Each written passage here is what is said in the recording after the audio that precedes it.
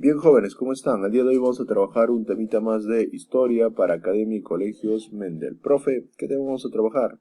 El día de hoy vamos a trabajar dos temitas importantes. Por ejemplo, vamos a trabajar el humanismo y también vamos a trabajar lo que llamaríamos la ilustración. Recordemos que cuando hablamos del humanismo y de la ilustración ya estamos hablando de tiempos modernos, ya que en tiempos modernos se van a darse dos hechos importantes. Los movimientos, por un lado, que es el humanismo, el Renacimiento, la Reforma, la Contrarreforma y la Ilustración. Y por el otro lado, profe, se va a darse justamente las exploraciones geográficas de parte de los españoles y de parte de los portugueses. Bien, comencemos con este temita que es el humanismo. Profe, ¿cómo definimos al humanismo? El humanismo es un movimiento intelectual, cultural, pero sobre todo literario por la cantidad de obras que van a aparecer y se va a desarrollarse a partir del siglo XIV hasta el siglo XV. ¿Dónde está el origen del humanismo? ¿Te recuerdas que con la coyuntura de la toma de Constantinopla se acaba la famosa Edad Media, inicia tiempos modernos? Pues es importante recordar esto, ya que cuando se toma Constantinopla, estos sabios que vivían en esta ciudad se van a refugiar en Italia, justamente en la ciudad de Florencia, y van a ser apoyados por ricos acaudalados, que eran en este caso los micenas. Y ahí se va a darse el surgimiento del humanismo. No te vayas a ver, entonces el humanismo se vincula a la ciudad de Florencia.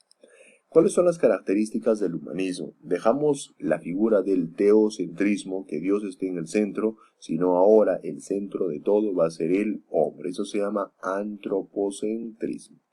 Antifeudal, ellos van a criticar el sistema feudal de la Edad Media y buscan una nueva transformación. Ahora, se va a darse el rechazo a las ideas religiosas, esas ideas que no se podían cuestionar, que se llaman los famosos dogmas.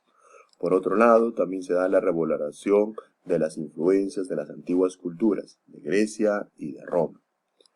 Y por último, se va a darse lo más importante, el famoso uso de la razón.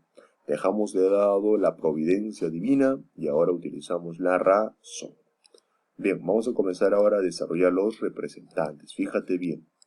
El primer representante y precursor del humanismo se le llama Dante Alighieri. ¿Te acuerdas de este señor que se llama, aquí lo tenemos, Dante Alighieri, con su famosa obra La Divina Comedia? La Divina Comedia, por el título, podría ser de carácter religioso, pero hay que recordar que esta obra es antropocentrista, ya que el protagonista principal es Dante, que en este caso es un hombre. ¿De acuerdo? Posteriormente aparece el famoso padre del humanismo, nos estamos refiriendo a Francisco Petrarca. Petrarca ahora va a hacer una obra de carácter antropocentrista que se llama Canto a Laura, ¿de acuerdo? Y también tiene otras obras como África y Triunfos. Otro representante digno también del humanismo es Giovanni Boccaccio, ¿no? De origen italiano también, ¿te recuerdas? En Italia está el humanismo. Aquí aparece el famoso padre de la novela moderna. No te olvides, Giovanni Boccaccio, padre de la novela moderna. También se le llama padre de la novela corta. ¿Por qué se le llama padre de la novela corta? Porque él escribe una obra que se llama Decameron, que era una colección de pequeños cuentitos que van a criticar las costumbres medievales en aquel entonces. Otros representantes importantes del humanismo vamos a tener justamente a Tomás Moro. ¿Te acuerdas de ese Tomás Moro? Aquí lo tenemos. Él fue canciller, fue ministro de Enrique VIII. ¿Te acuerdas de Enrique VIII? Que también más adelante va a hacer la reforma en cuanto a la iglesia anglicana inglesa. Bien, Tomás Moro tiene su obra espectacular que se llama Utopía. Entendamos que utopía es una especie de añoranza a una nueva sociedad, a un nuevo tipo de gobierno ideal, donde ahora va a favorecer a la famosa propiedad común. ¿De acuerdo? Comencemos otro representante, se llama Erasmo de Rotterdam. También este señor es de origen holandés, es el máximo representante, por eso algunos historiadores le llaman también el príncipe del humanismo. Él tiene su obra que se llama Elogio a la Locura. Eso no te debes olvidar, esa obrita, ¿no? El famoso Elogio a la Locura. En esta obra, que lo tenemos aquí, se hace la crítica. Pero ¿a dónde criticamos, profe? Principalmente a la iglesia. Más adelante vamos a tener otro representante que se llama Nicolás Maquiavelo, el famoso padre de la política moderna. Él tiene una obra espectacular que se llama El Príncipe. En esta obra se va a cuestionarse la figura de la moral, la figura del poder. Inclusive él tenía una frase espectacular espectacular que decía, el fin justifica los medios. ¿De acuerdo? Bien, con eso estaríamos terminando la parte del humanismo y pasaríamos al otro movimiento que se llama la Ilustración. Profe, ¿la Ilustración en qué siglo se desarrolló? En el siglo XVIII. Si te hablan qué es la Ilustración, tú me debes responder que es un movimiento cultural, sobre todo cultural y social europeo, transcurrido entre 1715 y termina con la llamada Revolución Francesa de 1789. Ahora, ¿cuáles son las causas del surgimiento de la Ilustración? Aquí vamos a tener que en Europa habían condiciones imperantes. Si hablamos de condiciones imperantes, hablamos que en política están gobernando los famosos reyes y esto se va a cuestionarse. En economía todavía estamos utilizando la famosa agricultura como una fuente de riqueza y vamos a cuestionar esta forma. A nivel de alguna manera también se va a darse la influencia del humanismo y del renacimiento, movimientos anteriores de la Ilustración. Es más, recordemos que la Ilustración surge después de la caída del feudalismo y la formación de una nueva sociedad, que era una sociedad de carácter capitalista. Es más, en la Ilustración hay que recordar que muchas veces se cuestiona la falta de participación de los pueblos en asuntos políticos. En pocas palabras, la sociedad o la población no participaba a la hora de escoger sus autoridades. Bien, ¿qué características tiene la Ilustración, profe? Uno de ellos es el uso de la razón. Ellos explican todo lo que lo van a rodear. Por ejemplo, lo que me rodea es la realidad. Y ellos van a explicar todo lo que te rodea a partir del uso de la razón. Todo tiene que ser explicado en función a causas. ¿Sí? Ahora, hay otra característica importante que es la crítica. Ellos van a criticar el sistema de los monarcas, el sistema absolutista. También van a criticar el sistema de la corrupción del clero, critican el clero, eso se llama anticlerical. También van a criticar justamente esa diferenciación social que van a tener las personas. Por ejemplo, te recuerdas que en aquel entonces había tres grupos fuertes. Estaba la nobleza, estaba el clero y estaba el pueblo. Entonces va a criticarse esa diferenciación, por eso se llama antiestamental. Ahora, profe, vamos a conocer a los representantes. Si hablamos de la Ilustración, hablamos de tres luces: filósofos, economistas e intelectuales. Comencemos por el primero, que se llaman los famosos filósofos. Ahora, de los filósofos grandes a recordar tenemos al señor John Locke, ¿sí? Que aquí lo tenemos. John Locke es considerado como el famoso padre de la Ilustración o el famoso padre de las ideas. Él tiene dos obras. La primera obra se llama Tratado acerca del gobierno, que se niega por primera vez el origen divino de los reyes. No te olvides, ¿en qué obra se negó por primera vez el origen divino de los reyes? Tratado acerca del gobierno. John Locke también va a plantear la libertad de culto. ¿Dónde lo plantea esto? En su obra que se llama Carta sobre Tolerancias. Montesquieu, otro representante digno. Recordemos que los ilustrados y los filósofos también son de clase burguesa, eso no te debes olvidar.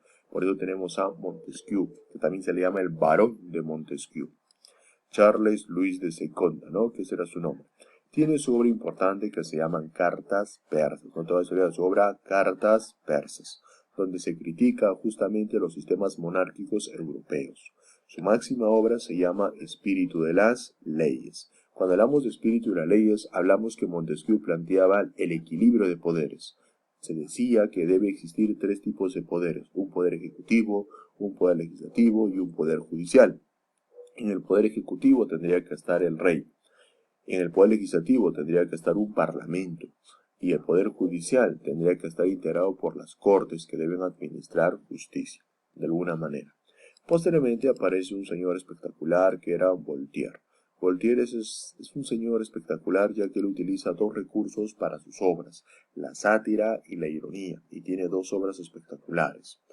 El siglo de Luis XIV, donde critica el mal gobierno de este rey francés, y también tiene otra obra que se llaman Cartas Filosóficas. En Cartas Filosóficas por primera vez se alaba el buen gobierno que tiene Inglaterra, y aquí Inglaterra fue el primer gobierno de carácter de monarquía representativa o monarquía parlamentaria.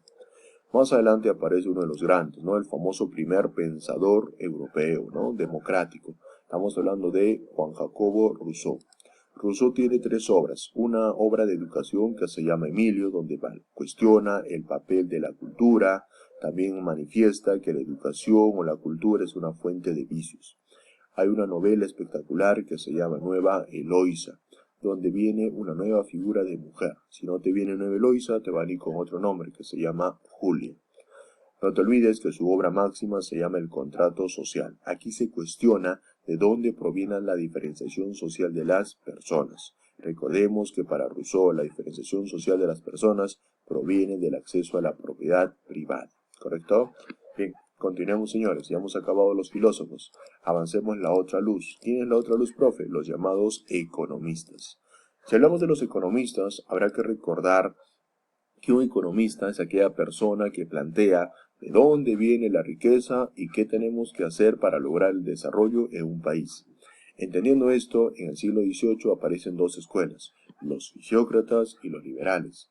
¿Quiénes eran los fisiócratas? Aquellos economistas que planteaban que la fuente de riqueza saldría de la tierra. Y si hablamos de los liberales, plantean que se debe darse una libertad, sobre todo una libertad de economía, sobre todo también una actividad importante que es el trabajo, eso no te debes de olvidar.